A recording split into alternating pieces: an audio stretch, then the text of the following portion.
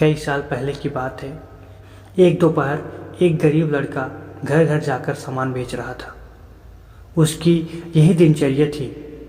सुबह वह स्कूल जाता और वहाँ से वापस आकर सामान बेचने के लिए निकल जाता। इस तरह वह अपनी पढ़ाई का खर्च निकाला करता था। उस दिन वह शाम तक दर दर भटकता रहा, पर उसका एक भी सामान नहीं बिका। थका हारा वह एक घर के दरवाजे पर पहुंचा और आवाज़ देने लगा। उस समय तक भूख प्यास से उसकी हालत खराब हो चुकी थी। पैसे भी हाथ में नहीं थे कि कहीं से वो कुछ खरीद कर खा सके। उसने सोचा कि किसी घर से मांग कर कुछ खा लूँगा। कुछ देर बाद उस घर से एक लड़की बाहर निकली। लड़के ने सामान खरीदने के लिए पूछा तो लड़की ने मना कर दिया। लड़का खाना मांगना चाहता था मगर घबराहट के मारे कह नहीं पा रहा था। लड़की जाने लगी तो उसने धीरे से कहा, पानी मिलेगा? लड़की अंदर जाकर जब लौटी तो उसके हाथ में दूध का गिलास था। वह लड़के का चेहरा देख कर समझ गई थी कि वह भूखा है। उसने दूध का गिलास लड़के की तरफ बढ़ाया। लड़के ने गिलास हाथ में लिया और एक ही सांस में पूरा दूध पी गया। दूध पीने के बाद उसने पूछा, इस दूध के कितने पैसे हुए? लड़की चौंक गई, फिर बोली, पैसे क्यों लूँगी मैं तुमसे? भलाई के कभी क्या पैसे लिए जाते हैं? और वह लड़के के हाथ से गिलास लेकर अंदर चली गई।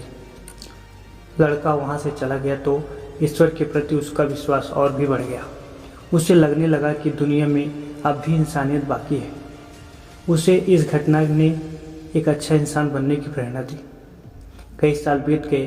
जिस लड़की ने उस लड़के को दूध का गिलास दिया था, एक बार वह बहुत बीमार पड़ गई।